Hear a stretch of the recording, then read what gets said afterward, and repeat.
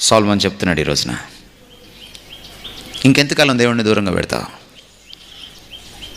ఎప్పుడైతే నువ్వు ఈ మరిచిపోయిన దేవుణ్ణి మళ్ళీ గుర్తు చేసుకుంటావో, ఏ సృష్టికర్తతో నీ సంబంధం తెగిపోయిందో ఆ సంబంధాన్ని మళ్ళీ పునరుద్ధరించుకుంటావో, రీకనెక్ట్ అవుతావో, then starts meaning in life. నువ్వెందుకు పుట్టావో నీకు అర్థమవుతుంది, నిన్నెందుకు తయారు చేశాడో నీకు అర్థమవుతుంది, నీలో ఏముందో నీకు అర్థమవుతుంది, నీ గొప్పతనం ఏంటో నీకు అర్థమవుతుంది, నువ్వేం సాధించాలో నీకు అర్థమవుతుంది, దాన్ని ఎలా సాధించాలో నీకు అర్థమవుతుంది. When you know your life giver, when you know the author of your life, నీ జీవితానికి మూలమైన వాడిని, కర్త అయిన వాడిని నువ్వు తెలుసుకున్నప్పుడు. అందుకనే ప్రత్యేకించి యువతకు రాస్తున్నాడు, నీవు ఇంకా యవ్వన దశలో ఉండంగానే నీ దేవుడితో కనెక్ట్ అవ్వు.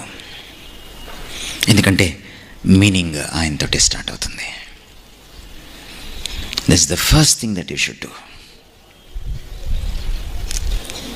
చాలాసార్లు మనం అనుకుంటాం,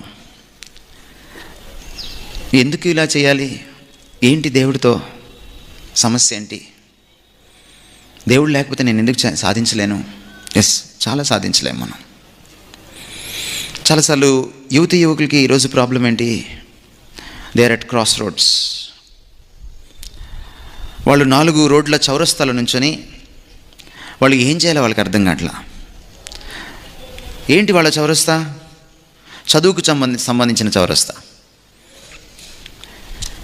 కెరియర్కి సంబంధించిన చౌరస్తా, అంతకు మించి జీవిత భాగస్వామికి సంబంధించిన చౌరస్తా, ప్రేమాయణానికి పెళ్లికి సంబంధించిన చౌరస్తా. సాధారణంగా ఆ చౌరస్తాలో నుంచి ఉంటే 4 రోడ్లు కనపడతాయి, కానీ మనకి 4 రోడ్లలో 4 అమ్మాయిలు కనపడుతున్నారు. ఎటు పోవాలో తెలీదు.